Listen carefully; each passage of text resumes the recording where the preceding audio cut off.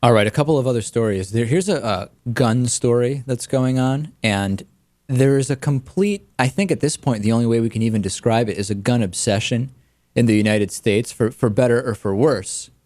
Some people would say it is for the better that Americans are so obsessed with guns, while others would argue that it is a problem. I got an interesting voicemail. There's a lot to talk about gun-related. The first part of it, we'll hear this voicemail from a listener and then address it. Hey, David. Hey, Lewis. So I'm watching CNN right now, and they had a piece about Arizona trying to pass legislation that would mandate people living in Arizona, they would be mandated to buy a firearm. I think this is clearly a snub at the healthcare law. I wanted your feedback on it and if it's true. Yeah, it's not Arizona that I know of. It's South Dakota that I'm aware of. And it is clearly a snub at healthcare reform, at the mandate in healthcare reform. The bill would take effect on January 1st of 2012. Okay, and the idea is it would give people 6 months in South Dakota to get a firearm after they turn 21. It also wouldn't apply to people who are barred from owning a firearm for whatever reason. And the quote from the lead sponsor, who's State Rep Hal Wick, I don't even need to tell you what party he's from. I refuse to mention it because it's just so obvious what party he's a member of.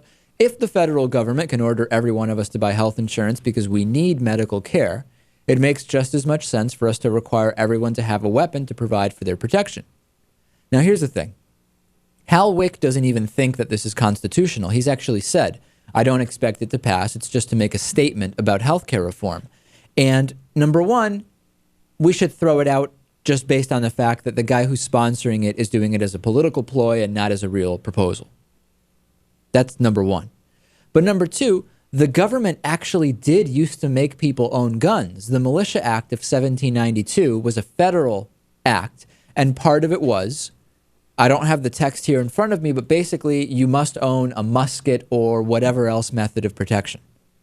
So the idea that it's just flat out unconstitutional is just not true. Now, the other thing is, we're talking about a South Dakota law.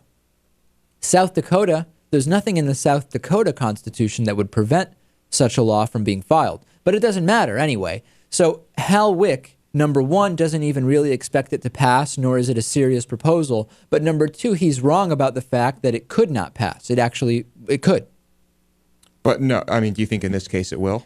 No, of course not. No, there's no way it'll pass. Now, the other thing is, the big deal, people make a huge deal about the Constitution only outlining things that are restricted. In other words, it is negative powers. The government shall not do this, it shall not do that. And it is not about what people are compelled to do anyway. So as we know, when we hear discussions of anytime, here's some red flags for you, ladies and gentlemen. If you hear somebody telling you what the founding fathers would have wanted, or that something going on would be making the founding fathers roll over in their graves, or that something is unconstitutional, those should be red flags to you. That should make you want to look into it further before subscribing to whatever it is you're being told.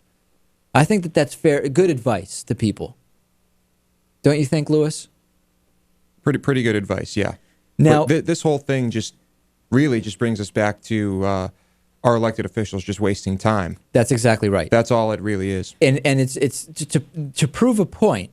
Apparently, the point that's being proven here is that not only are U.S. Republican congressmen and senators experts at finding absurd ways to waste time, state-level Republicans and senators are also experts at finding ways to waste time.